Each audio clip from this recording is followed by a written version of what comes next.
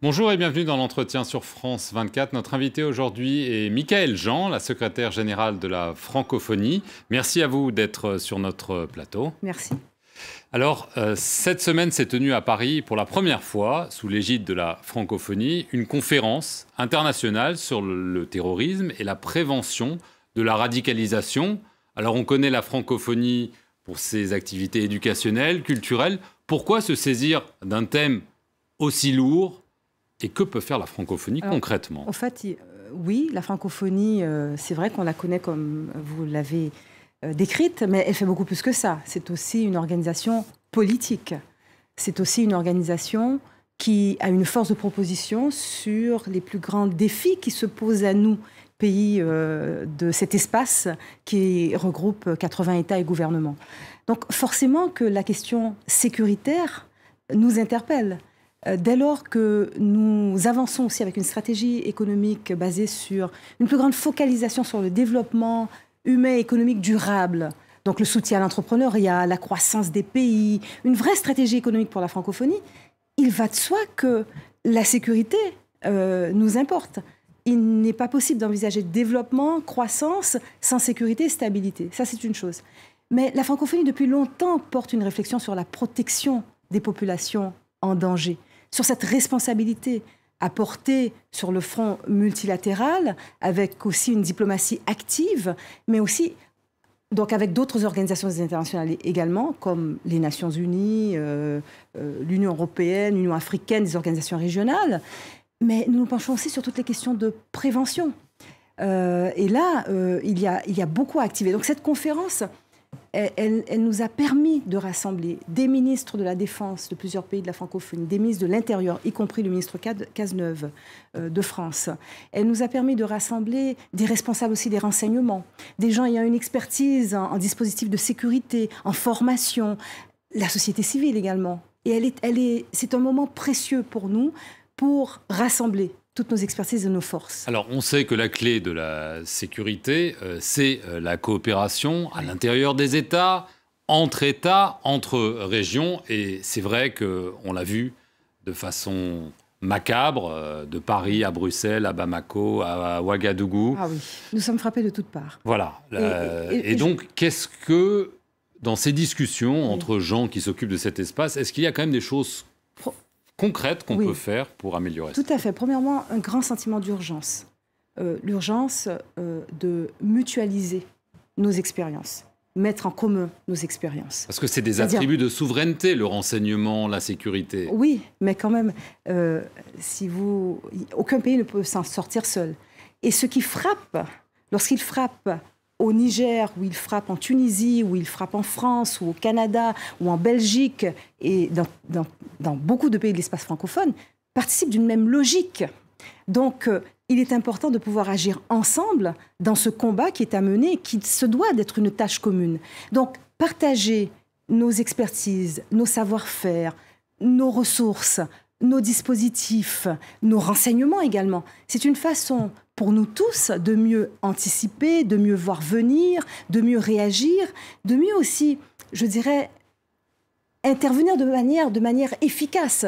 On ne peut pas dire que c'est l'histoire d'un pays. On ne peut plus aller, comme me disent de nombreux chefs d'État de la francophonie, on ne peut plus aller chacun de notre deuil national, d'un deuil national à l'autre, et chacun de son côté. On ne peut pas être seul ensemble. Il faut vraiment être ensemble et concrètement porter ensemble des stratégies de lutte contre ce fléau qui nous frappe tous et qui met en péril tellement d'efforts, entre autres de coopération. Alors, évidemment, il y a les pays frappés, mais il y a aussi les gens de l'espace francophone qui basculent dans le terrorisme. On a beaucoup parlé des Français qui partent, des Belges, des Tunisiens, des Marocains qui partent en Syrie ou ailleurs et qui reviennent frapper leur pays. Là aussi, vous êtes censé vous occuper aussi beaucoup de la jeunesse. Est-ce qu'il y a quelque chose que la francophonie peut faire qui n'est pas fait pour le moment ? Tout à fait. Je crois que nous avons cette façon de dire qu'il faut répondre au niveau de la défense, certes, parce qu'il y a ce souci de protéger les populations, de protéger territoires et frontières, mais il faut aussi agir au niveau de la prévention. Au niveau de la prévention, nous déployons d'autres armes, des armes que nous aimons qualifier de construction massive.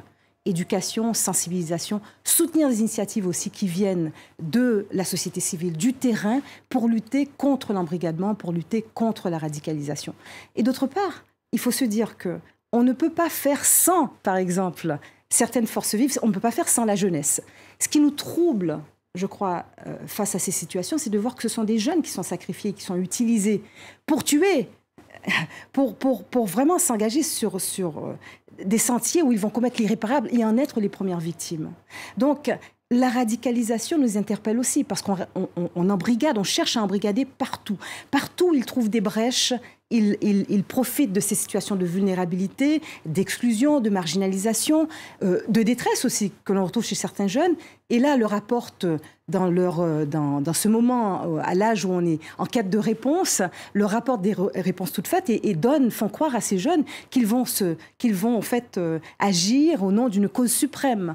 Or, l'idée est d'ouvrir une plateforme qui permette aussi à de nombreux jeunes de l'espace francophone d'entrer en lien les uns avec les autres. D'une part, de prendre position en faveur des libertés. Le fait qu'on ait créé, par exemple, cette plateforme Libre Ensemble et Libre au pluriel, l'enthousiasme que cela a déclenché chez les jeunes est remarquable. Parce que dès lors, ils se sont emparés de cette plateforme pour dire à quel point, pour eux, les libertés, la quiétude d'esprit, pouvoir se sentir en sécurité, pouvoir construire des projets aussi ensemble est important. Donc là, je crois que tout ce travail aussi pour soutenir des initiatives qui naissent dans certains de nos pays, pour et ouvrir ces espaces de dialogue et d'action aussi des jeunes en faveur, je dirais, de ces valeurs primordiales qui fondent l'humanité, c'est tout à fait important. Et avec cette plateforme que nous avons créée, Libre Ensemble, nous avons vu vraiment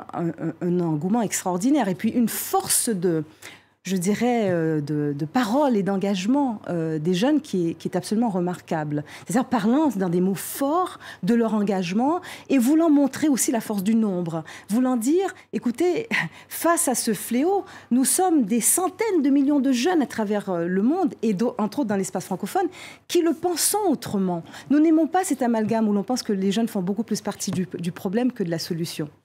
Je veux en venir à la situation en République démocratique du Congo. Parmi ses activités, l'OIF s'occupe des processus électoraux. Il y a beaucoup d'inquiétudes. Des élections sont censées se tenir vers la fin de l'année. La commission électorale vient de dire par la voix de son président que les délais ne peuvent pas être tenus pour des raisons techniques. Le fichier électoral est totalement vérolé, autant le dire. Est-ce que vous êtes inquiet que le processus électoral va se retarder et qu'on risque une explosion de violence ? Alors, dans le cas de la RDC, nous avons, oui, dépêché des missions d'information, des missions d'accompagnement. Nous avons même dépêché un expert pour l'examen du fichier électoral. Nous nous associons dans ce travail aux autres organisations internationales comme les Nations Unies, l'Union africaine, l'Union européenne, les organisations régionales, pour faire en sorte que l'on puisse tenir dans les délais prévus cet exercice très important pour la marche de la démocratie. Mais est-ce possible ? Les délais, c'est la fin de l'année. Est-ce que vous ne pouvez pas dire tout simplement, écoutez, c'est impossible, on n'y arrivera pas ?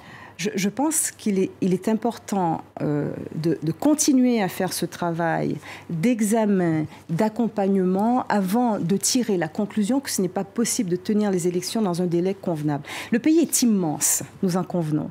Les problèmes aussi de liaison, de déplacement dans le pays sont considérables. Je dirais que la poussée démographique aussi dans le pays constitue un défi parce qu'il faut s'assurer que les électeurs en âge de voter soient bien inscrits. Donc c'est vrai que c'est un processus laborieux et qu'il est important de le faire bien. Mais cela dit, il est important aussi de respecter les délais prévus dans la Constitution. Et en ce sens, vous avez vu comment tous ensemble, je dirais, organisations internationales, accompagnant, je dirais, toute la démarche nécessaire et le processus, comment nous faisons pression pour nous assurer que les délais soient respectés. Donc vous pensez aujourd'hui que des élections crédibles, transparentes, peuvent toujours avoir lieu en RDC d'ici à la fin 2016. Nous pensons qu'il est important de rassembler toutes les conditions pour que ce soit possible. Et d'où l'insistance pour nous, et nous avons déjà commencé à déployer aussi des ressources en ce sens, d'accompagner tout ce qu'il reste encore à voir pour un fichier électoral fiable, qui est l'instrument décisif de la bonne tenue d'une élection et de la crédibilité des résultats, qui est l'instrument aussi décisif dès lors que, dans la constitution de ce fichier électoral, nous le faisons de manière consensuelle, inclusive, pour que tous s'entendent. Donc ça permet de désamorcer aussi des tensions entre les parties concernées. Si jamais d'ici quelques semaines, vous pensez qu'un fichier électoral crédible n'est pas possible dans les délais impartis, est-ce que vous ne pensez pas qu'il faudra dire on retarde un petit peu les élections pour qu'elles soient crédibles? Encore faut-il que nous complétions, je pense, cette démarche, je dirais, d'évaluation et d'examen de tous les outils nécessaires pour bien mener ces élections. Je pense que le travail est à il faut le poursuivre. D'autre part, il y a aussi toute l'importance de nous assurer d'un dialogue national également, inclusif. Et nous sommes vraiment à pied d'œuvre. C'est un travail de tous les instants. Parce que pour ce pays, cela est tellement déterminant. Un pays qui veut attirer vers lui des investisseurs, un pays qui veut vraiment lancer ses politiques, se mettre sur les rails pour son développement, a besoin d'offrir cette garantie d'une démocratie bien portante sur les rails et d'un processus électoral réussi. Et je pense que les parties congolaises en sont conscientes, mais il faut que tout cela puisse se passer, je dirais, dans les règles de l'art, de manière fiable, dans un climat aussi apaisé, et c'est à tout cela que nous travaillons. Merci beaucoup, Michaëlle Jean, d'être venu sur le plateau de France 24. Merci à vous d'avoir regardé cet entretien sur notre antenne. Restez-y pour plus d'informations.